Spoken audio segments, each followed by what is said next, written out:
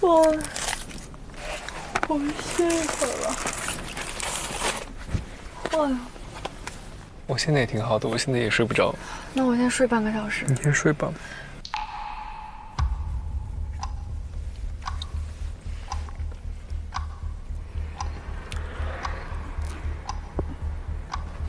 这个也扛不住了。这才熬第一个夜，明天晚上还编片子呢，还得熬第二个夜。我天！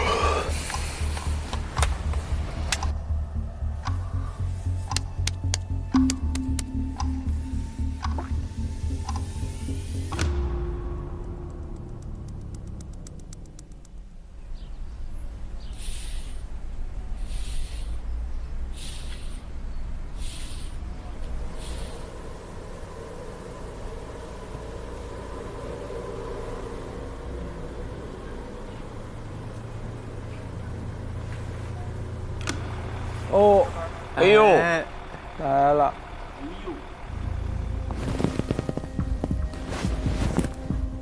这是啥？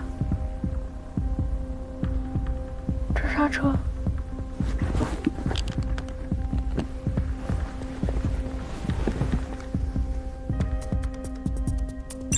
哎呦，真蹲到了。现在是半夜的3点35分，在我们面前来了一辆装潢车。好像是。他是这边在卸货，对不对？对。我们看到他拿2袋东西下车，去到了那个3轮车的位置。哦，笼子里面应该已经有东西了。这是啥？这是啥？哎呦，活的！在动！鸡！有在动，我看到了。看到了。有。再拍个视频。给我。再拍视频。你把那个时间我拍一下。现在是半夜3点41分，我们现在初步判断，对面的那辆3轮车内是有活禽。我看一下，看了吧？我看见。看了吧？神探，哇，动了。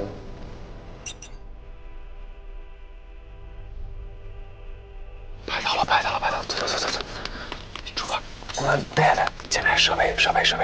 然后一定要看时间，等会儿展示时间，就是我们把现场抓住，哪怕他把机转移了，我们要有预案，好吗？可以。然后你把你的手机亮度先调低。走啊！走。现在去拍3轮车。这真的有风险啊！现在是半夜的3点46分，我们来到了爆料者所指出的那一辆3轮车旁。我要打开了吗？确实有叫声啊！哇，真的有！对，有。咕。我们可以看到，这辆3轮车内现在是有活禽在里边的。哦，厉害了，朗子！数量大概有10只左右。好臭！天哪！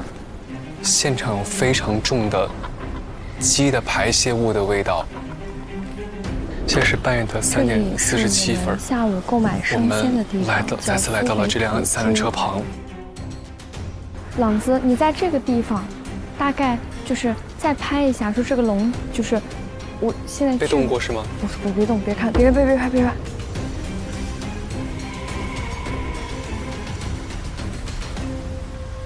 不是，就是你就说在距离它大概5米的距离都能闻到非常重的鸡臭味儿、异味儿。在距离这辆3轮车5米的位置，我们已经能够闻到非常重的鸡的排泄物的味道。好，我觉得可以了，我们不能再去了，走吧。我们检查一下。紧张，心里绷着。快来，那边好像有人了。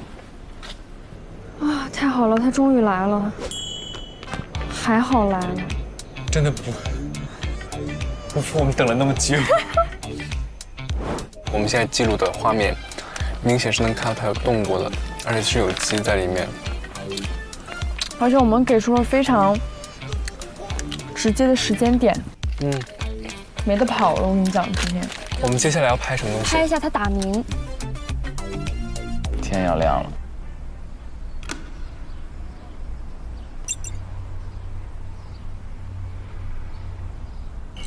现在是上午的5点11分，再除以7了。快！快拍！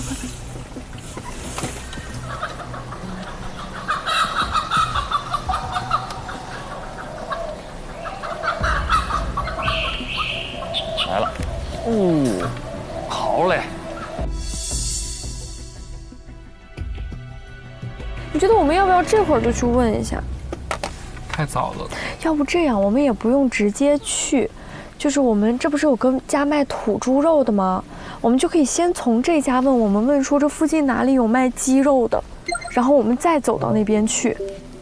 对，我们先套他的话。然后如果我们刚好能赶上他那边正在杀鸡，其实就完美。走吗？走吧。没关系，我们就可以去问一下嘛，对吧？我感觉我状态越来越困了。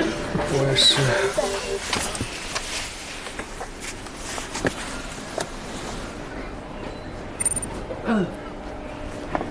你好，有人吗？哎，老板，咱们这是啥肉啊？都猪肉。猪肉。咱这周围有没有卖鸡肉的？想吃鸡。卖鸡的对吧？对面。对面有卖鸡的吗？对，活鸡，对，哎，哦，付过了，谢谢啊。稍等，准备一下。没啥准备，走吧。哎呦，来了，老板，咱们这边有卖鸡肉的，是不？我听对面说。卖活鸡，活鸡有吗？有啊，老板。现杀的吗？这么新鲜？当然了。啊，那啥，那鸽子。你们两个怎么这么早就起床了？得上班啊，先买菜。可以呀，雨佳，适合做这个暗访。哇，要炒了吃还是什么？炒了吃、烧了吃，就这个。这一斤只咋卖啊？现杀吗？这个是。25块一斤一块。25块一斤，这一只能有多少斤2斤多一点。2斤多一点。这是你们从市场拿过来的吧？哪里市场有？这是小的吗？做小东西没有市场的，这个都是偷偷摸摸卖的，那批发也批不到呀。还挺活泼的，这啥时候运过来的？我都跟你说了是早晨刚到的，我早上刚到。新鲜的啊，不是昨天的。那我们给我们选一只炒的吧。但是你是要直接现给我们做吗？给你杀过就行了。哎，现在就杀。我现杀。我扔个垃圾给他。这个红烧蛮好吃的。这是红烧是吧？炒了吃，烧了吃。我看着我都害怕。哇！啊，不行，我看不了。小心。No。雨佳真松弛，真不错。好了，事实完整了。拿到了，玩这个真的闭环。证据链太完整了。哎，这是啥？这是鸽子吗？真不错，还扩展了。我没注意到。哦，它是不是那个做那种烧那种什么鸽子是乳鸽吧？丑。多少钱那个鸡？多少钱，老板？59。少60吧。行。以后经常来。这给人一锅端了，还多给1块。你们是每天早上都要去进啊？这个买点辣椒，基本红烧、炒、清蒸都可以。那你们这鸡每天都能卖完吗？我看有好多。你们这个老板他卖鸡的。哦，您是卖鸡的？我们2家的。哦，这是2家呀？他卖鸡的。哦。我是卖这块的。卖这种活鸡应该生意很好吧？这个是在上。你在哪里上班的？我们在我们在陆家嘴那边上班。小姑娘。哎。你在哪里上班的？我们在陆家嘴那边一个金融上班的。什么东西啊？金融公司。租房子在这里这么远？因为贵嘛。住在哪个小区啊？就是这个，就在对面。这个大门进去的。啊，对，我们就在住这对面，最近装修了，你没看门头？最后别让老板娘给仿了。哦，老板已经，我感觉行。哦，这样，行。你们老家什么地方人？我是陕西的。山西。小姑娘。是新疆的。没有，你猜他是哪儿的？我没猜不出来，他没说几句话。他是 Hong Kong 香港的。哪里的？香港。你老公香港的？我们在一个地方上大学。你大学什么大学？中传的。中国传媒大学。哇，天你哪！传媒大学怎么学的金融？应该要到什么新闻机构传媒啊？就是也干过，但是就是一个是工资低嘛，也不好做，我们就想着转一转。就这样，好吧？可以。干净。好，谢谢。好，谢谢。离开家之后，好久没有见过走地鸡。但是刚刚没猜到你是香港人。往前走，我们不要直接过去，他们肯定盯着我们，肯定盯着我们看。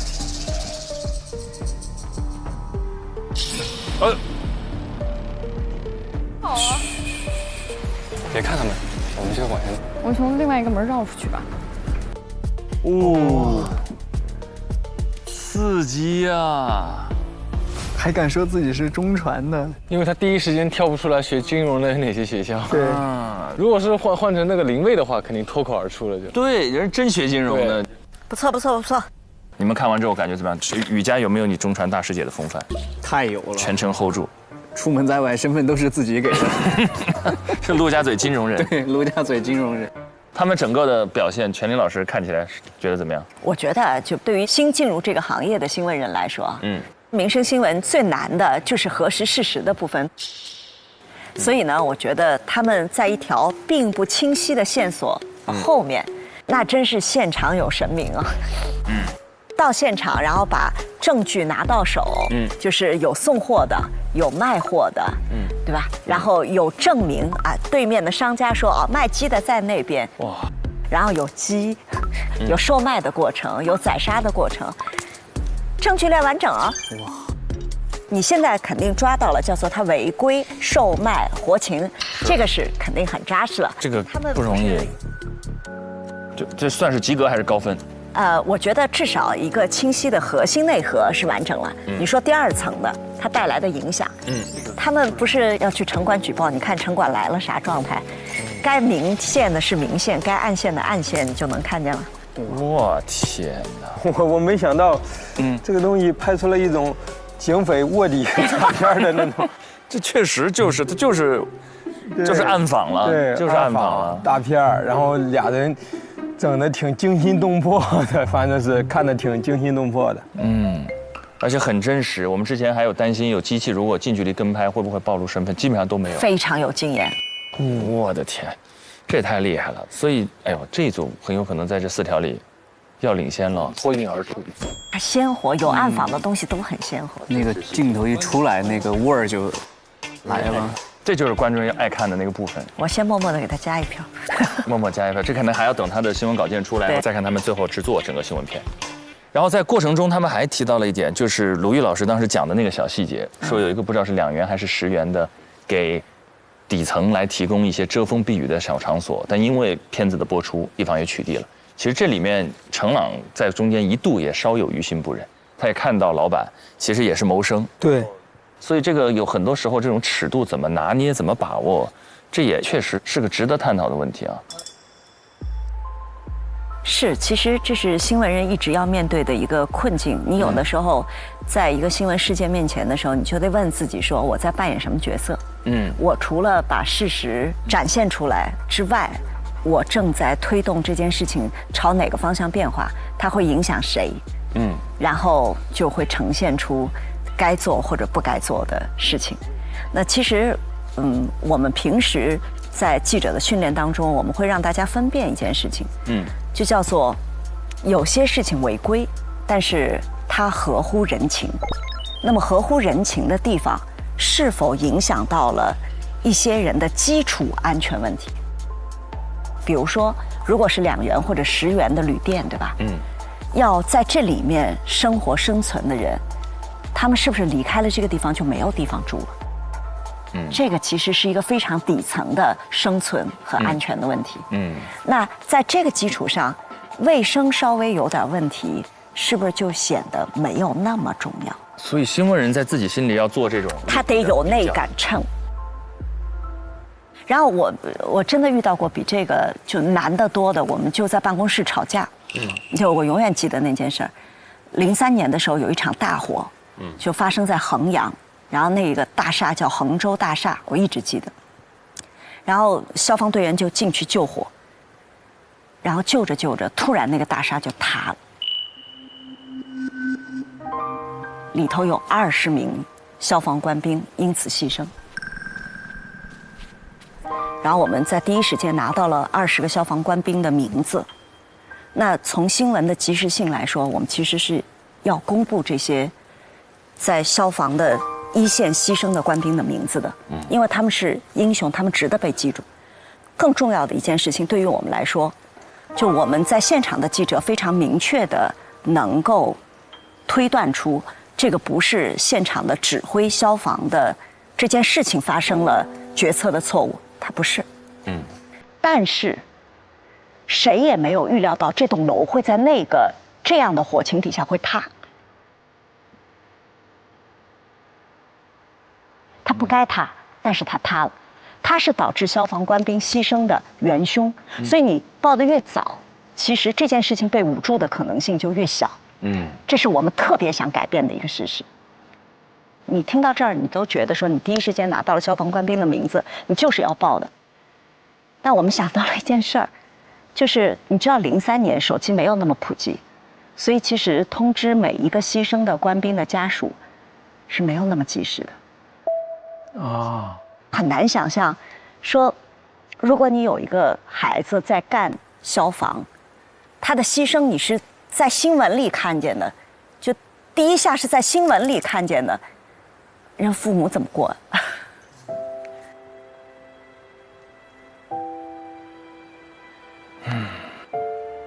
我们当时就在讨论一件事儿，叫我们要不要等几个小时，就等着通知到他们父母之后，我们再报。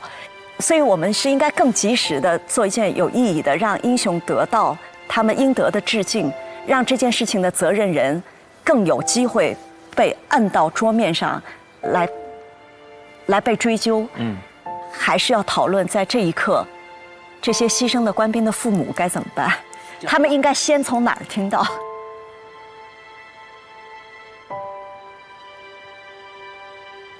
太难了。我们后来等了大概不到3个小时吧，然后等到前方消防告诉我们说，所有的家属他们都派工作人员去现场，我通知到了，好，我们才报。3个小时，也还是等了等3个小时时间。这里也没有对错，其实这是2个。我觉得但求心安吧。哲仁老师，那最后是等了3个小时报道，那人抓了吗？抓了，判了刑。那就是最好的。对，但是我想说的是，其实就新闻伦理这件事情，就我们现在像在听案例哈，但事实上在真实的新闻场景里，它就是时常会让我们问自己，然后会在办公室里吵架的事情。我觉得那个当记者有一句话，就《论语》里有一句话叫做“内省不究，夫何忧何惧”。所以你得扪心自问，你觉得良心上过得去，这事儿就不值得忧惧；但你良心上你要是过不去呢，你就很难坚持这条路。因为你绝不是做这一件事儿，明天还有，后天还有，大后天还有。我觉得他们在车里的那个讨论特别宝贵。雨佳其实说你是可以同情他，对吧？对他来说是一份营生，但是他是不是影响了更多的人？就是你违规的卖活禽，本来出这个规定不让卖，就是为了防止禽流感的，你是不是增加了禽流感流行的风险？对吧？是的。所以在这个意义上来说，我觉得这个新闻其实没有那么难抉择。但是我完全能理解，对于程朗来说，因为他刚干这行，对，刚干这行的时候，内心说：“哎呦，夺人饭碗。”对，总有不忍。总有不忍。对。之前我们读书的时候，老是说，就做新闻，理性、中立、客观，甚至得有点冰冷，单纯呈现事实，不做道德判断。因为每个人在里面每一条道德判断都有他的理由，所以我们只呈现事实就好了。那接下来这几组在真实的新闻采访过程中，还会遇到怎样奇葩的故事？我们一起来看下一段 VCR。